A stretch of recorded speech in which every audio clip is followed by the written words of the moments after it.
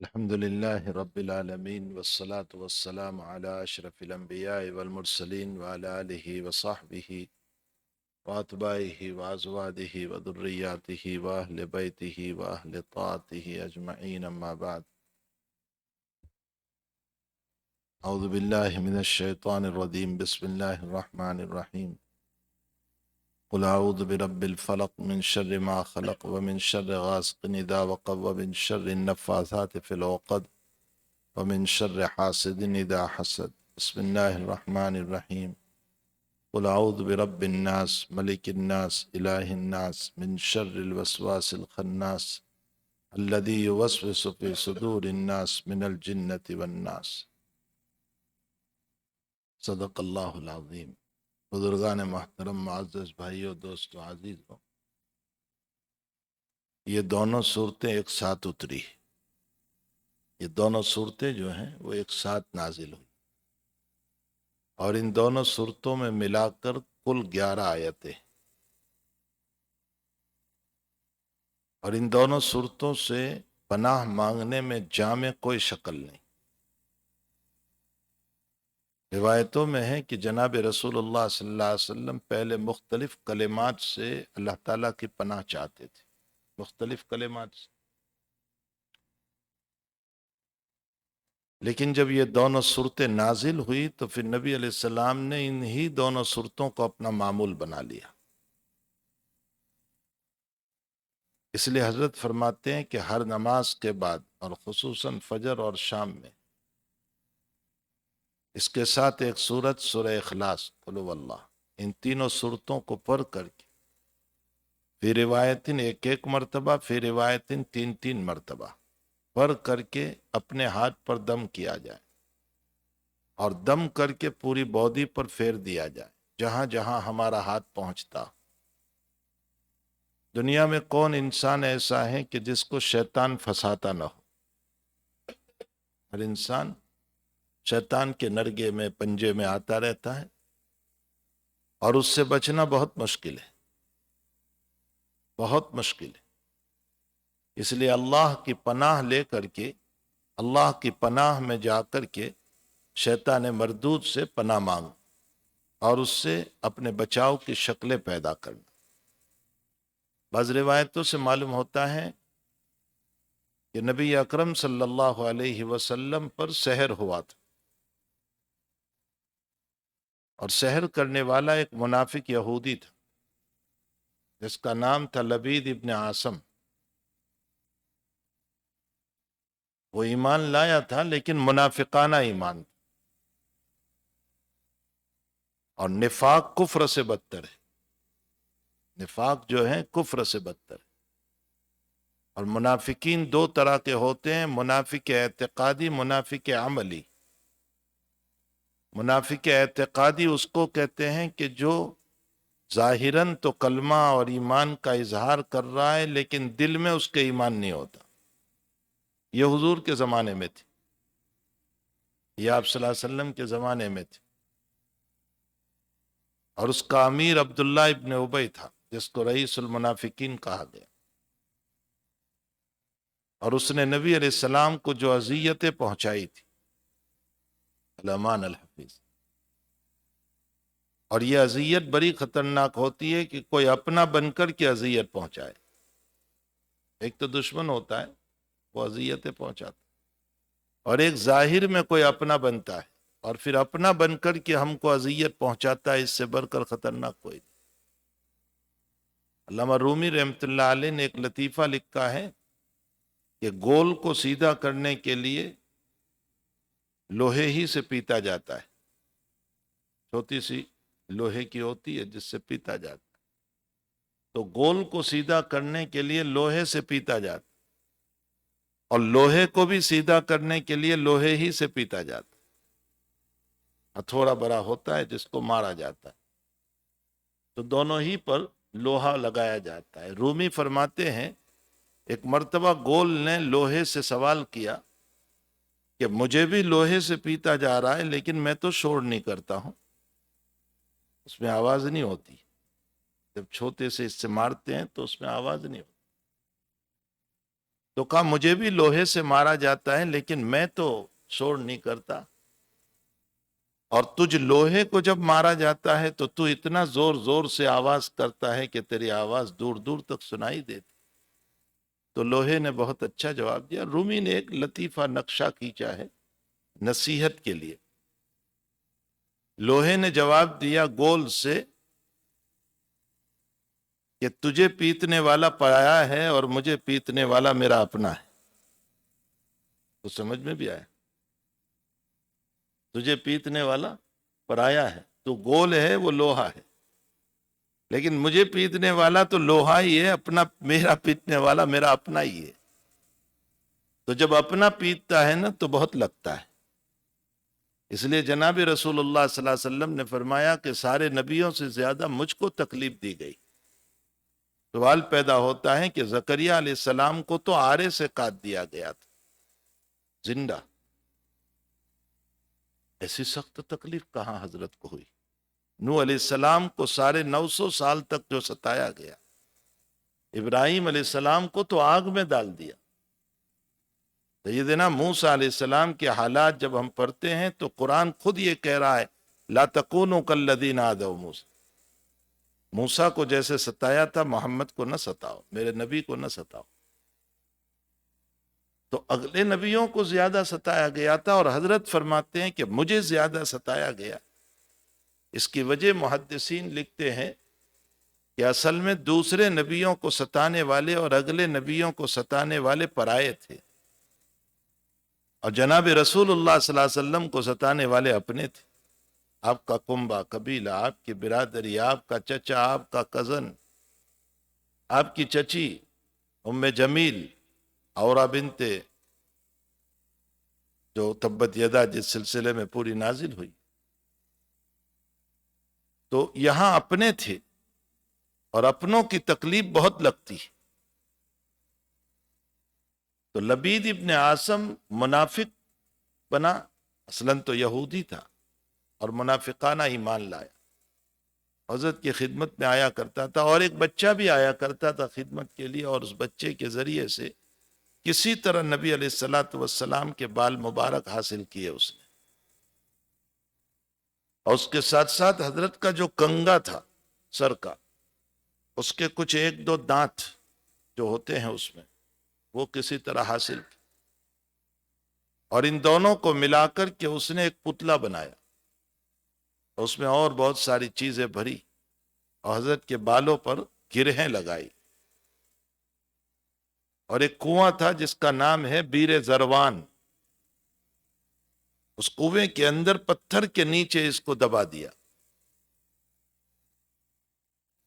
اب حضرت کو جو اثر شروع ہوا تو حضرت کا اثر یہ ہوتا تھا کہ آپ کے دماغ پر اثر ہوا۔ محققین نے اور حافظ ابن حجر عسقلانی نے فتح الباری میں باب السحر کے تحت لکھا ہے کہ سحر انسان کو حقیقت نہیں بدلتا، جادو جو ہے سحر انسان کی حقیقت نہیں بدلتا ہے، یعنی انسان کو حیوان بنا دے، اینیمل بنا دے، ایسا نہیں ہو سکتا، یہ غلط ہے لوگوں کی بات، ایسا کبھی نہیں۔ لیکن یہ ضرور ہے کہ سحر کے ذریعے سے طبیعت پر اثر پڑے گا، اگر خوبصورت ہے تو سیاہی چہرے پر آ جائے گی، اگر صحت مند ہے تو بیمار ہو جائے گا، تو کیفیات میں فرق پڑے گا، حقیقت میں کوئی فرق نہیں پڑتا، حقیقت کبھی نہیں بدلتی، کہ انسان کو کتا بنا دے یا کوئی اور شکل بنا دے، ایسا نہیں ہو سکتا ہے، ہاں کیفیات بدل جاتی، لیکن یہ کیفیات بھی بڑی خطرناک ہے، انسان کی کیفیات کا بدل جانا یہ بھی بڑا خطرناک، کبھی انسان کا حافظہ کمزور کر دیتے۔ جناب رسول اللہ صلی اللہ علیہ وسلم کا یہی حال ہوا کہ حضرت جو ہیں چیزوں کو بھول جاتے تھے، لیکن اللہ کا عجیب و غریب نظام تھا، دینی امور نہیں بھولتے تھے، دنیاوی امور میں سہوا ہو جاتا تھا۔ پانی پیا اور بھول گئے کہ میں نے پانی نہیں پیا، کھانا کھایا اور بھول گئے کہ کھانا نہیں کھایا، اس بیوی کے گھر میں جا کر آئے اور بھول گئے کہ میں نہیں گیا ہوں، تو دنیا کے امور آپ پر بھول جاتے تھے، دینی امور نہیں۔ دینی امور تو بین ہی برابر چلتے رہے۔ قرآن میں ایک جگہ ہے کہ اللہ فرماتے ہیں وَلَا يُفْلِحُ السَّاحِرُونَ۔ اب یہاں سوال ہو جاتا ہے، اس لیے کہ تفسیر پڑھانے والے کا ذہن پھٹک جاتا ہے کہ سحر اثر نہیں کرتا، ساحر کامیاب نہیں ہوتا، یہ اللہ کہہ رہا ہے یہاں۔ اس کا جواب یہ ہے کہ ساحر کامیاب نہیں ہوتا ہے کا مطلب ساحر کی مرضی اور مرادیں پوری نہیں ہو سکتی۔ یہ تو ٹھیک ہے کہ کیفیات میں فرق آ گیا، باقی یہ کہ ساحر کی تمنا تو یہ تھی کہ یہ مر جائیں، اور ساحر کی تمنا یہ تھی کہ یہ کوئی اینیمل بن جائے۔ موسیٰ علیہ السلام کے مقابلے میں آنے والے ساحرین کی یہ تمنائیں تھی کہ موسیٰ شکست کھا کر کے جھوٹ ثابت ہو جائے، اس میں وہ کامیاب نہیں ہو سکے۔ اس کا یہ مطلب نہیں ہے کہ سحر اثر نہیں کرتا، سحر اپنی جگہ اثر کرتا ہے، لیکن ساحرین کی مرادیں پوری نہیں ہوتی۔ تو کہیں کوئی وَلَا يُفْلِحُ السَّاحِرُونَ سے کوئی دوسرا مطلب نہ سمجھ لیں۔ بہرحال حضرت کا حال یہ تھا کہ امور دنیا کو بھول جاتے تھے، اس میں ایک وقت چلا، بعض روایتوں کے مطابق 40 دن اور بعض روایتوں کے مطابق 6 مہینے۔ علماء لکھتے ہیں کہ 40 دن تو زوروں کا اثر رہا، 6 مہینے آہستہ آہستہ اثر۔ اسی درمیان حق تعالی جل شانہ و عم نوالہ نے 2 فرشتے بھیجے آپ کے خواب میں، ایک سر کی طرف کھڑا رہا، ایک پیر کی طرف۔ فی قول جبریل و میکائیل تھے، اور انہوں نے گفتگو کی کہ اس آدمی کو کیا ہوا ہے؟ تو دوسرے نے جواب دیا مطبوب ہے، یہ بخاری شریف میں ہے مطبوب، مطبوب بمعنی مسحور، اس پر سحر کیا گیا ہے اور سحر کی وجہ سے بیمار ہے۔ مطبوب کا معنی بیمار، یعنی سحر کی وجہ سے یہ بیمار ہے۔ فرمایا کس چیز سے سحر ہوا ہے؟ تو بتایا گیا کہ آپ کے بال اور آپ کی کنگھی کے دانت لیے گئے ہیں اور اس میں کچھ چیزیں استعمال کر کے اس جگہ پر رکھی گئی ہے، بیر زروان میں۔ حضرت وہاں گئے اور اس کو نکالا گیا۔ بعض روایتوں کے مطابق معوذات پڑھ کے آپ نے گرہوں کو کھولا، یعنی سورہ ناس فلق پڑھ کے، اور بعض روایتوں کے مطابق اللہ تعالیٰ نے کوئی دعا بتائی، اس کو پڑھ کر کے کھولا۔ بہرحال اس وقت سے آپ کا سحر رفع ہو گیا۔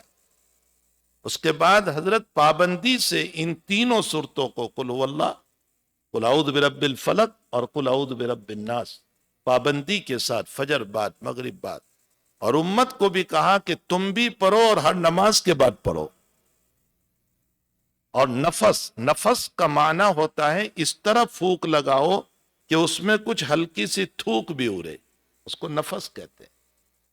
اور پھر اپنی باڈی پر جہاں جہاں ہاتھ پہنچے اس کو ہاتھ پھیر دو۔ اور جس دن حضرت کا انتقال ہوا، وفات ہوئی، دنیا سے پردہ فرمائے، اس دن حضرت پڑھ نہیں پا رہے تھے، بہت شدید بیمار تھے، بہت شدید بیمار، پڑھ نہیں پا رہے تھے۔ امی جان عائشہ رضی اللہ تعالیٰ عنہ فرماتی ہے، بخاری جلد ثانی میں ہے، امی جان فرماتی ہے کہ حضرت پڑھ نہیں پا رہے تھے تو میں نے پڑھا۔ حضرت کا یہ معمول جو ہے، تینوں صورتیں میں نے پڑھی، اور میں نے پڑھ کر حضرت کا ہاتھ لے کر حضرت کے ہاتھ پر میں نے دم کیا۔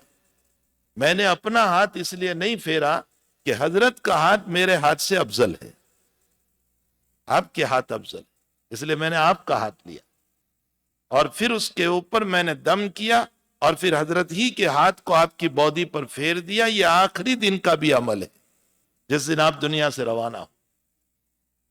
تو بہرحال یہ 2 صورتیں جو ہیں حفاظت کی، اور اس سے بڑی زبردست حفاظت ہوتی، اس لیے ہمیں اپنی زندگی میں ان دونوں صورتوں کا معمول بنانا چاہیے کہ فجر کے بعد اور مغرب کے بعد خاص طور پر، اور ہر نمازوں کے بعد ایک ایک مرتبہ ان صورتوں کو پڑھ لیا کریں، اسے اللہ تعالی ہماری حفاظت فرماتے۔ پہلی صورت ہے قل اعوذ برب الفلق، میں پناہ لیتا ہوں اللہ کی۔ کون اللہ؟ کون رب؟ رب الفلق، فلق کا معنی ہوتا ہے دن کو کھولنے والا، اس کو کہتے ہیں دن کا کھولنے والا۔ قل اعوذ برب الفلق، دن کے کھولنے والے اللہ کی پناہ میں آتا ہوں۔ کس سے؟ کن چیزوں سے بچنے کے لیے؟ من شر ما خلق، اللہ نے جتنی مخلوق پیدا کی ہے ان کے شر سے۔ معلوم ہوتا ہے کس مخلوق سے مجھ کو تکلیف پہنچے گی نہیں پتا ہے، کس مخلوق سے تکلیف پہنچ جائے، کون میرے حسد پر ہے، کون میرے نقصان پہنچانے کے لیے ہے، کون مجھے تکلیف پہنچا رہا ہے، کچھ پتا نہیں۔ اس لیے جنرل بات کی گئی کہ من شر ما خلق، اے اللہ تیری ساری مخلوق کے شر سے میں تیری پناہ میں آتا ہوں۔ من شر ما خلق ومن شر غاسق اذا وقب، اور رات کے اندھیرے سے جب وہ اچھی طرح چھا جائے۔ اندھیرے سے پناہ اس لیے مانگی گئی کہ دن جو ہے وہ روشنی ہے اور اندھیرا جو ہے وہ مصیبت ہے، پریشانیاں ہیں، حالات ہیں۔ اسی لیے جہاں مغرب ہو جاتی ہے کہ جناب رسول اللہ صلی اللہ علیہ وسلم فرماتے ہیں کہ شیاطین نکلتے ہیں اور ایسے دوڑتے ہیں کہ کوئی ادھر دوڑ رہا ہے، کوئی ادھر دوڑ رہا ہے۔ یہ صحیح حدیثوں میں ہے، فرمایا اس وقت اپنے بچوں کو لے کر اور تم خود بھی مغرب کے وقت میں ایسی جگہوں پر نہ جایا کرو، کہیں ایسا نہ ہو کہ کسی شیطان کا تمہارے ساتھ مدبھیڑ نہ ہو جائے اور تم بیمار ہو جاؤ۔ پھر رات ہی میں گناہ بھی ہوتے ہیں، پھر رات ہی کے اندر چوری بھی ہوتی ہے، پھر رات ہی کے اندر حالات بھی ہوتے ہیں، یہ تمام چیزیں رات ہی میں ہوتی ہے۔ اس لیے جناب اللہ جل شانہ نے فرمایا کہ اندھیرے سے پناہ اللہ تعالیٰ کی، نہ معلوم رات کے اندھیرے میں مجھے کیا ہو جائے، ہو سکتا ہے کوئی شیطان مجھے لگ جائے، ہو سکتا ہے کوئی چور اور ڈکیت مجھ کو مار دے، ہو سکتا ہے میرے گھر میں رات میں کوئی داخل ہو جائے، نہ معلوم کون دشمن ہے جو رات میں میرے پیچھے پڑ جائے۔ تو من شر غاسق اذا وقب، جب رات اندھیری چھا جائے۔ اسی لیے آپ غور فرمائیں، بخاری شریف میں عجیب ایک بات آتی ہے کہ اللہ تعالیٰ رات اور دن میں فرشتے بھیجتا ہے۔ رات کے فرشتے جو ہیں وہ ابھی سے آ گئے، عصر میں آ گئے ہیں، اور عصر ہمارے ساتھ پڑی ہے، ہمیں نہیں پتا ہے۔ اور دن کے جو یہ کون فرشتے ہیں؟ ملائکۃ الحفظہ، ہماری حفاظت کرنے والے ملائکہ۔ تو دن کے فرشتے جو ہیں وہ فجر میں آئے اور وہ ابھی عصر پڑھ کے اللہ کے پاس گئے۔ تو اس عصر کی نماز میں دن کے دے کے فرشتے بھی ہیں اور رات کے فرشتے بھی ہیں۔ معلوم ہوتا ہے عصر کی نماز میں بہت فرشتے ہیں۔ اسی طرح فجر کی نماز میں نائٹ کے فرشتے فجر کی نماز میں ہوتے ہیں، جو اپنی ڈیوٹی پوری کر کے فجر کے بعد اللہ کے پاس جاتے ہیں، اور دن کے فرشتے فجر میں آ جاتے ہیں۔ اسی لیے ان دونوں نمازوں کی فضیلت بھی بہت ہے، عصر اور مغرب کی، اس لیے کہ اس میں ملائکہ بہت ہوتے ہیں۔ اور محدثین فرماتے ہیں کہ جس جماعت میں متقی لوگ زیادہ ہوں گے وہ نماز سب سے اعلیٰ ہے۔ جس نماز میں متقی لوگ، تقوی والے زیادہ ہوں گے، وہ نماز بہت اعلیٰ ہے۔ اس لیے عصر اور فجر میں اتنے ملائکہ ہوتے ہیں، اس لیے عصر اور فجر کی۔ اسی لیے صحابہ کرام نے فرمایا کہ یا رسول اللہ صلی اللہ علیہ وسلم، قیامت کے دن اتنا ازدحام، اتنا بھیڑ بھاڑ، اتنے کثیر لوگ آدم سے لے کر قیامت تک کے، تو کیا اللہ کی زیارت ہم کو ہوگی؟ کیسے ہوگی اللہ کی زیارت؟ کیسے دیکھیں گے؟ اب یہاں 2000 آدمی ہوتے ہیں تو امام صاحب نظر نہیں آتے، تو اتنے ازدحام میں اللہ کی زیارت کیسے ہوگی؟ جناب رسول اللہ صلی اللہ علیہ وسلم نے بہت پیاری مثال سے سمجھایا۔ فرمایا کہ تم اپنے مکان میں بیٹھ کر شمس کو دیکھتے ہو یا نہیں، آفتاب کو دیکھتے ہو یا نہیں؟ ہر آدمی اپنے مکان سے دیکھ لیتا ہے۔ تم اپنے مکان میں بیٹھ کر چاند اور مون کو دیکھ لیتے ہو نا، کہیں جانے کی ضرورت نہیں پڑتی۔ اسی طرح ہر مومن بندہ اور بندی اپنے اپنے مکان میں بیٹھ کر جنت سے اللہ کی زیارت کرے گا، کہیں جانے کی ضرورت نہیں پڑے گی، ازدحام نہیں ہوگا، بھیڑ نہیں ہوگی، اپنے اپنے مقام پر بیٹھ کر اللہ کی زیارت کریں گے۔ لیکن اللہ کے نبی نے فرمایا 2 نمازوں کی، ساری نمازوں ہی کی پابندی کرنا ہے، لیکن 2 نمازوں کی خاص جو پابندی کرے گا، اللہ اس کو اپنی زیارت نصیب فرمائے گا، اپنا دیدار نصیب فرمائے گا۔ قبل طلوع الشمس و قبل غروبها، طلوع آفتاب سے پہلے یعنی فجر، اور غروب آفتاب سے پہلے یعنی عصر۔ ان دونوں نمازوں کی جو آدمی پابندی کرے گا، حق تعالی جل شانہ اس کو اپنی زیارت سے مالا مال فرمائیں گے۔ تو اب یہ جو دے کے فرشتے، نائٹ کے فرشتے، یہ دے کے فرشتے جو ابھی اللہ کے پاس جا رہے ہیں یہ تو چلے گئے، پھر کل صبح نائٹ کے فرشتے جو جائیں گے تو حق تعالی جل شانہ ان سے سوال کرے گا. کیا سوال کرے گا؟ کیف ترکتم عبادی، حدیث قدسی ہے.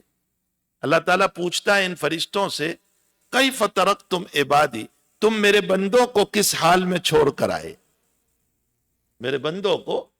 لیکن اللہ کس سے سوال کرتا ہے؟ دے کے فرشتوں سے نہیں، نائٹ کے فرشتوں سے سوال کرتا. عجیب حدیث میں ہے، دے کے فرشتوں سے سوال نہیں کرتا. یہ جو عصر میں گئے ہیں ان سے سوال نہیں، صبح جائیں گے ان سے سوال کرتا ہے کہ میرے بندوں کو کس حال میں چھوڑا. تو فرشتے یوں کہتے ہیں کہ اللہ کل عصر میں گئے تھے تو یہ لوگ عصر کی نماز میں تھے، اور ابھی فجر میں آئے تو یہ لوگ فجر کی نماز میں تھے. یعنی ہماری گواہی دیتے ہیں کہ یہ لوگ نماز میں تھے. تو یہاں محدثین سوال کرتے ہیں کہ نائٹ کے فرشتوں سے کیوں پوچھا، ڈے کے فرشتوں سے کیوں نہیں پوچھا.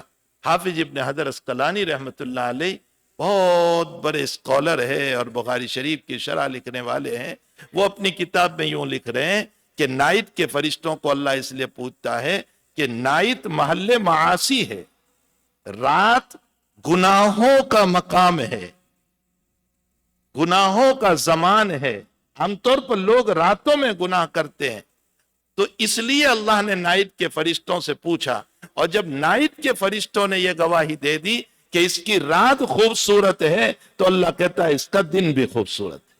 اس لیے دن کے فرشتوں کو پوچھنے کی ضرورت نہیں ہے. تو رات اور اندھیرا جو ہے وہ گناہ کا ہے، وہ بدماشیوں کا ہے، وہ شیطانوں کے بھاگنے کا ہے. اس لیے پناہ مانگی گئی من قل اعوذ برب الفلق من شر ما خلق ومن شر غاسق اذا وقب ومن شر النفاثات في العقد ومن شر حاسد اذا حسد. انشاءاللہ رات کی مجلس میں اس کی کچھ ہم تفسیر پڑھیں گے تاکہ ہمیں قرآن کا شغف اور عمل کی زندگی معلوم ہو. سبحانک اللہم و بحمدک و تبارک اسمک و تعالی جدک و لا الہ غیرک. سبحان اللہ و بحمدہ سبحان اللہ العظیم. سبحان اللہ و بحمدہ عدد خلقہ و رضا نفسہ و زنت عرشہ و مداد کلماتہ. ربنا آتنا فی الدنیا حسنہ وفی الآخرۃ حسنہ وقنا عذاب النار. اللہم اغفر للمؤمنین والمؤمنات والمسلمین والمسلمات الاحیاء منہم والاموات انک سمیع قریب مجیب الدعوات یا قاضی الحاجات.